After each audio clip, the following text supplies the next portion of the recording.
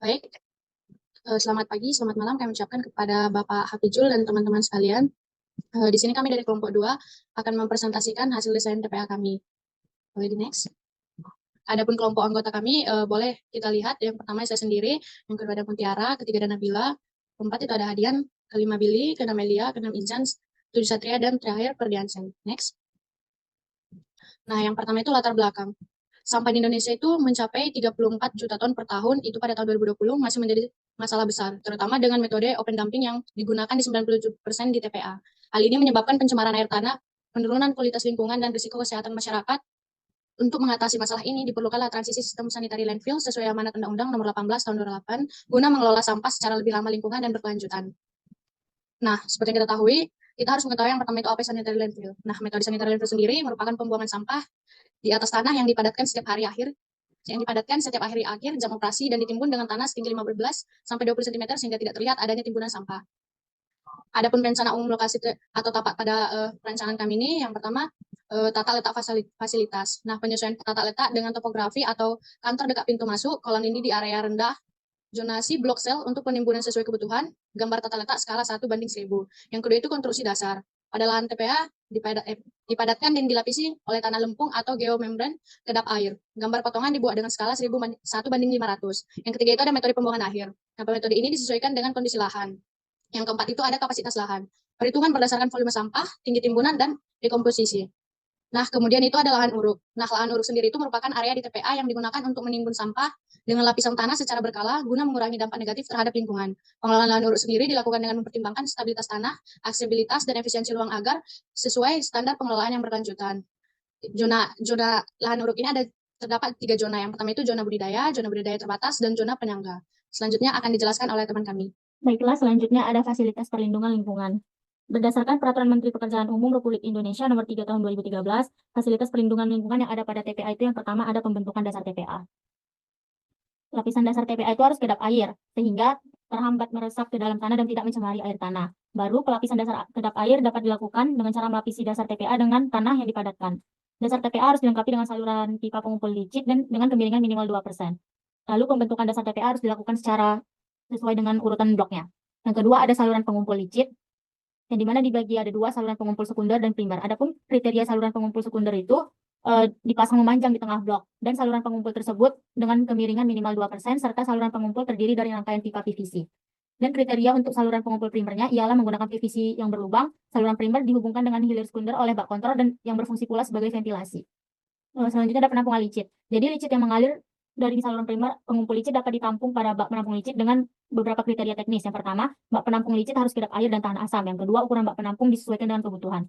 Baru selanjutnya ada pengolahan licin yang terdapat beberapa pilihan alternatif teknologi yang diterapkan di Indonesia, yaitu kolam anaerobik fakultatif, maturasi dan biofilter untuk alternatif 1, kolam anaerobik fakultatif, maturasi dan wetland untuk alternatif 2, anaerobik reaktor dengan aerated lagoon untuk alternatif 3, proses koagulasi, flokulasi, sedimentasi, kolam anaerobik atau ABR untuk alternatif 4, dan yang untuk alternatif 5 ialah proses koagulasi, flokulasi, sedimentasi 1, aerated lagoon, dan sedimentasi 2.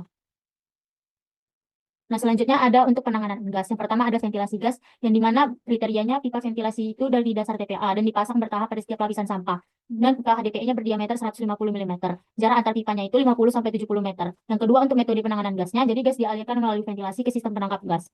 Dan sistem penangkap gas ini terdiri dari horizontal ventilation, vertical, dan juga final ventilation. Yang terakhir, upaya pembatasan pergerakan gas yang menggunakan material impermeable atau granular pada perimeter lokasi dan memanfaatkan gas bio sebagai sumber energi terbarukan. Selanjutnya ada penutupan tanah, di mana penutupan tanah ini berfungsi untuk mencegah bau dan sampah berserakan, hingga juga mengurangi lindi. Yang dimana tahapan penutupannya itu untuk harian setinggi 10-15 cm, antara 30-40 cm, dan akhir 50-100 cm. Kemiringannya maksimal 30 derajat. Dan untuk alternatif tanah penutupnya itu kompos, terpal, atau biodegradable liners jika tanahnya itu terbatas. Selanjutnya akan dijelaskan oleh teman kami. Selanjutnya ada zona penyangga, di mana zona penyangga ini berfungsi untuk mengurangi dampak negatif yang ditimbulkan oleh kegiatan pembuangan terhadap lingkungan. Daerah penyangga ini dapat berupa jalur hijau atau pagar tanaman di sekeliling TPA tersebut. Dengan ketentuannya itu, yang pertama, jenis tanamannya itu adalah tanaman tinggi yang dikombinasi dengan tanaman perdu yang mudah tumbuh dan rimbun. Yang kedua, kerapatan pohonnya adalah 2-5 meter untuk tanaman keras. Lalu selanjutnya ada sumur uji, di mana sumur uji ini berfungsi untuk memantau kemungkinan terjadinya pencemaran lindi terhadap air tanah di sekitar TPA tersebut. Ketentuannya itu, yang pertama, pertama, lokasi sumur uji itu harus terletak pada area pos jaga atau sebelum lokasi penimbunan sampah. Lalu di lokasi sekitar penimbunan dan pada lokasi setelah penimbunan. Yang kedua, penempatan lokasi harus tidak pada daerah yang akan tertimbun sampah. Lalu yang ketiga, kedalaman sumurnya itu 20 sampai 25 meter dengan luas 1 meter kubik. Lalu ini ada alat berat atau alat besar, di mana pemilihan alat besar ini harus mempertimbangkan kegiatan pembuangan akhir seperti pemindahan sampah, perataan, pemadatan sampah, dan penggalian atau pemindahan tanah. Pemilihan jenis alat beratnya itu yang pertama ada bulldozer, yang kedua ada landfill compactor, yang ketiga ada well atau track loader, yang keempat ada ekskavator. Nah, selanjutnya ada fasilitas penunjang. Adapun beberapa fasilitas penunjang yang terdapat di TPA, yang pertama ada jembatan timbang, di mana fungsinya itu untuk mengukur berat sampah yang masuk. Yang kedua ada air bersih, di mana contohnya itu sebuah sumur bor yang untuk kebutuhan operasional TPA tersebut. Yang ketiga ada bengkel, di mana itu digunakan untuk sebagai tempat penyimpanan dan perbaikan alat berat. Yang keempat ada pemadam kebakaran, itu digunakan sebagai antisipasi jika terjadi kebakaran di TPA. Yang kelima ada fasilitas daur ulang dan pengomposan, di mana ini untuk mengolah sampah organik dan anorganik menjadi produk bernilai ekonomis. Lalu selanjutnya ada fasilitas umum. Terdapat beberapa fasilitas umum yang ada di TPA. Yang pertama itu prasarana jalan. Prasarana jalan ini meliputi yang pertama ada jalan masuk atau akses, yang artinya ini sebagai penghubung jalan masuknya TPA dengan jalan umum. Lalu yang kedua ada jalan penghubung, yang artinya di mana ini jalan yang menghubungkan satu wilayah di TPA dengan wilayah yang lain ada di TPA. Lalu yang ketiga ada jalan operasi atau kerja, di mana jalannya ini adalah jalan untuk operasional di TPA tersebut. Lalu yang kedua ada bangunan penunjang. Contoh bangunan penunjang nih seperti kantor atau pos jaga, bengkel, garasi, dan tempat cuci kendaraan. Nah, untuk kantor sendiri itu perlu dilengkapi dengan laboratorium untuk analisis kualitas air tanahnya dengan effluent licit. Lalu yang ketiga ada prasarana drainase. Jadi drainase itu terbagi menjadi dua. Yang pertama drainase permanen, itu terletak di jalan utama, daerah kantor atau bengkel atau garasi, tempat cuci, ataupun di sekeliling timbunan akhir. Lalu yang kedua ada drainase sementara yang dibuat itu pada zona yang akan dioperasikan. Terus yang keempat ada pagar dan papan nama, di mana pagar ini berfungsi untuk menjaga keamanan TPA yang dapat berupa sebagai pagar tanaman sekaligus berfungsi sebagai green barrier-nya. Selanjutnya akan dijelaskan oleh teman saya. Baik, selanjutnya itu ada lahan uruk. Nah, jadi lahan uruk itu di mana ada yang pertama itu faktor dari geologinya, hindari lokasi yang dengan batuan rata atau permeable, pilih area yang dengan lapisan tanah yang keras dan cukup dalam untuk lokasi TPA-nya. Baru yang kedua itu hidrogeologi, pilih lokasi dengan sistem aliran air tanah yang stabil untuk mencegah pencemaran air tanah atau infiltrasi air tanah. Yang ketiga itu hidrologi, pastikan jarak antara dasar dan lapisan air tanah lebih dari 3 meter, serta perhatikan curah hujan yang tinggi.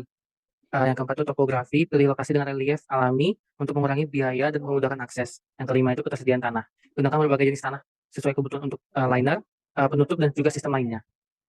Selanjutnya, yang keenam itu ada tata guna lahan, yaitu hindari area konservasi, situs arkeologi, dan atau dekat landasan pesawat. Yang ketujuh itu kondisi banjir, desain fasilitas TPA ini agar tahan terhadap banjir dan mencegah pencemaran akibat banjir. Baik, selanjutnya itu ada perencanaan kapasitas TPA. Yang pertama itu lahan yang diberikan itu 12,047 hektar, sampai masuk ke TPA itu sekitar 1.500.000 kilogram per hari atau 1.500 ton per hari. Asumsi massa jenis atau tingkat pemadatannya itu 600 kg per meter kubik. Tinggi timbunan yang direncanakan itu adalah 20 meter. Volume yang dibutuhkan per hari itu ada 2.500 meter kubik per hari. Volume per tahunnya itu 2.500 meter kubik per hari dikali 1 tahun atau 365 hari. Yang hasilnya itu 912.500 meter kubik. Lalu selanjutnya ada perhitungan awal kebutuhan lahan TPA, yang dimana L sama dengan V kali 365 per T kali 0,70 dikali 1,15. Dimana L itu luas lahan setiap tahun, V itu volume sampah, T itu ketinggian timbunan. Lalu perhitungan kebutuhan luas lahan TPA, yakni H sama dengan L kali I kali J. Dimana itu H adalah luas total lahan, J rasio luas lahan total dengan luas lahan efektif sebesar 1,2. Maka perhitungan luas lahan setiap tahunnya adalah L sama dengan V kali 365 per T kali 0,70 kali 1,15 sama dengan 36.728,125 meter kubik per tahun. Lalu ada perhitungan kebutuhan luas lahan adalah A kali L kali I kali J, yakni 36.728,120 meter kubik per tahun dikali 1,2 sama dengan 44,074 meter per tahun. Next. Lalu menggunakan metode trends yang membutuhkan galian tanah sebagai tempat penimbunan sampah, menurut Permen nomor 13 tahun 2013, bahwa kemiringan timbunan sampah maksimal sebesar 30 derajat. Rencana kedalaman lift atau Y sama dengan 2 meter, hanya itu sama dengan 30 derajat. Next. Jadi dapat panjang X sebesar tanah sama dengan X, Y per X, tan 30 derajat sama dengan 0,577, 0,577 sama dengan 2 meter per X sama dengan 2 meter per 0,577, sama dengan 3,46 meter. Sin A sama dengan Y per Z, sin 30 sama dengan 0,5, Z sama dengan Y per sin A. Z sama dengan 2 meter per 0,5 sama dengan 4 meter. Selanjutnya adalah rencana timbunan sampah di sel TPA. Perencanaan setiap lift sel mempunyai tinggi 2 meter. Untuk memenuhi standar sanitary landfill, dilakukan juga pengurukan sampah setiap hari dengan tanah penutup. Berikut perhitungan zona timbunan sampah di atas permukaan tanah, di mana tinggi liftnya atau Y-nya itu sama dengan 1,5 meter, dan area jalan operasinya itu 1 meter. Selanjutnya itu kita cari nilai X dan Z. Untuk mencari nilai X itu kita pakai rumus tangan alfa, di mana rumus tangan alfa itu adalah tan alfa sama dengan Y per X, di mana tan yang digunakan adalah tan dengan 30 derajat, di mana nilai tangan 30 derajat adalah 0,577, sehingga didapat nilai tan alfa sama dengan X per Y sama dengan 0,577 sama dengan 1,5 meter per X. Jadi nilai X-nya adalah 1,5 dibagi 0,577, di mana jadinya nilai X-nya itu adalah 2,6 meter. Selanjutnya kita akan mencari nilai Z, di mana untuk mencari nilai Z itu kita menggunakan rumus sin alfa, di mana sin alfa adalah Y per Z, di mana sin yang digunakan adalah sin 30 derajat, yaitu adapun nilai dari sin 30 derajat adalah setengah atau 0,5. Jadi nilai Z-nya adalah Z sama dengan Y per sin alfa, Z sama dengan 1,5 dibagi 0,5, sehingga didapat nilai Z adalah 3 meter. Selanjutnya adalah jalan operasi untuk penimbunan dan galian direncanakan kemiringan 10 derajat untuk memudahkan alat berat yang melintas, sehingga panjang jalan masuknya dapat diketahui dari perhitungan dan sketsa yang ada di gambar 2.3. Jadi pertama itu kita cari nilai sin alpha sama dengan X per sin alpha sama dengan Y per Z, di mana nilai sin yang digunakan adalah sin 10 sehingga nilainya adalah 0,173. Jadi 0,173 sama dengan tadi Y-nya 1,5, jadi dapat 1,5 dibagi Z, sehingga nilai Z-nya adalah 1,5 dibagi 0,173 atau 8,6 meter. Selanjutnya kita mencari nilai cos alpha, di mana cos alpha rumusnya adalah cos alpha sama dengan X per Z, di mana tapi nilai Z-nya tadi 8,6 dan nilai cos alpha-nya itu 0,988, sehingga nilai Z yang didapat adalah 8,7 meter. Selanjutnya ada perhitungan kapasitas sel sanitary landfill, di mana perhitungannya ini menghitung volume tiap lift yang menggunakan rumus 5 yang terpancung. Hasil perhitungan kapasitas zona terdapat pada tabel perhitungan kapasitas yang dilampirkan. Contohnya tuh V lift sama dengan 1/3 dikali H dalam kurung LA tambah LB ditambah dalam kurung LA dikali LB pangkat setengah dan tutup kurung. Jadi didapatkanlah kapasitas zona pertama sebesar 143.732,25 meter pangkat 3 dan kapasitas zona 2 sebesar 141.843,73 meter pangkat 3. Berdasarkan Peraturan Menteri Pekerjaan Umum Nomor 3 Tahun 2013, proses penutupan tanah pada lahan uruk saniter meliputi 3 tahap. Pada tahap pertama adalah penutupan harian dengan ketebalan tanahnya itu adalah 15-20 cm. Selanjutnya ada penutupan antara dengan ketebalan 30-40 cm. Dan pada tahap terakhir atau penutupan terakhir yang ketebalannya bervariasi antara 50-100 cm yang menyesuaikan dengan rencana penggunaan lahan bekas tempat pembuangan akhir atau TPA di masa yang akan mendatang. Berikut adalah perhitungan kebutuhan tanah penutup, di mana perhitungannya itu meliputi rumus kebutuhan tanah penutup sama dengan tebal tanah penutup dibagi tinggi lift dikali 100%. Kebutuhan tanah penutup sama dengan persenan kebutuhan tanah penutup dikali volume lift. Contoh perhitungan kebutuhan tanah penutup pada lift 1 atau zona 1, di mana tinggi lift sama dengan 1,5 meter, tebal tanah penutup sama dengan 30 cm, sehingga didapatlah volume lift sama dengan 22.614,75 meter per 3. Persen kebutuhan tanah penutup sama dengan tebal tanah penutup dibagi tinggi lift dikali 100%, di mana 0,3 dibagi 1,5 dikali 100%, sehingga didapatlah persen kebutuhan tanah penutup itu adalah 20%. Selanjutnya adalah kebutuhan tanah penutup kebutuhannya, di mana persen kebutuhan tanah penutup dikali volume lift, yaitu persennya itu sebesar 20% dikali 22.614,75 meter per 3, sehingga didapatlah kebutuhan tanah penutupnya adalah 4.522,95 meter per 3. Setelah dihitung semuanya, sehingga didapatlah semua data kebutuhan tanah penutup yang disajikan dalam tabel berikut. Berikutnya perhitungan umur layanan TPA, yang dimana perhitungan tahun pertama pada tahun 2025 yang direncanakan, yang dimana volume sampah setelah dipadatkan di zona TPA yaitu berjumlah 2.500 meter pangkat 3 per hari. Volume tanah penutup yang dimana 30% dikali 2.500 meter pangkat 3 per hari, yang dimana menghasilkan 750 meter kubik per hari.